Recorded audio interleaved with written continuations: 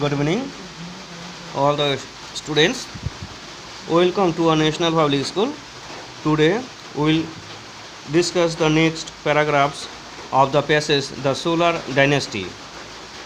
This is for the class of 7. I am reading the text now. Ishvaku was Manu's eldest son. He built the magnificent city of Ajodha, the banks of the holy river Sarayu or Surjo, Ajodha, and made it the capital of the kingdom Kosala.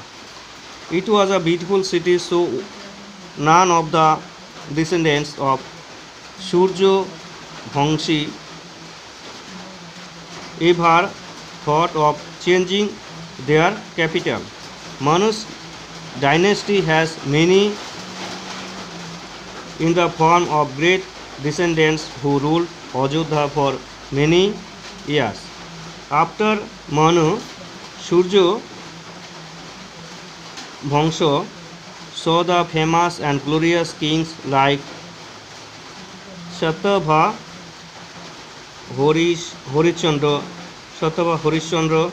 Sagar, Asmanjas, Angshuman, Bhagiratha, Dilip, Rag, Aja, Dashratha, and the great Lord Rama himself. Okay, we know the better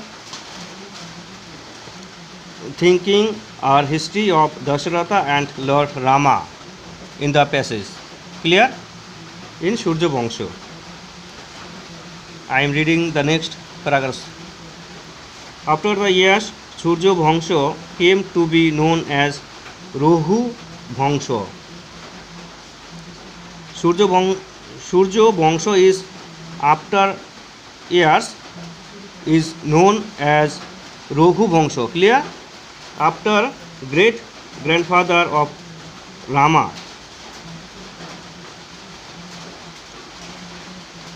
King Raghu was a kind-hearted king.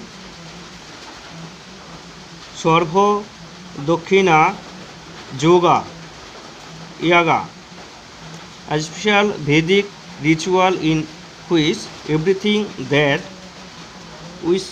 worshipper possesses is donated by him to the poor and needy. King gave away everything in charity except the clothes on his body. Okay.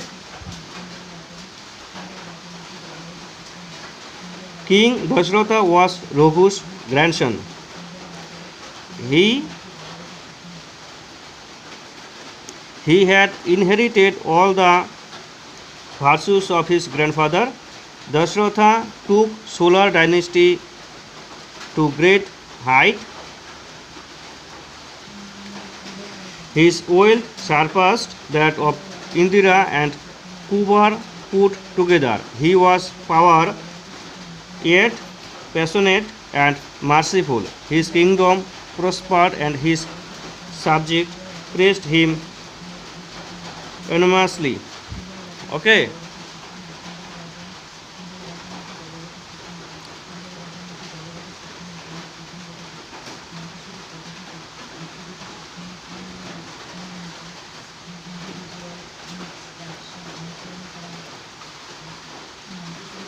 All the students have to know the word meaning, spelling, and the summary theme of the passage very clearly, and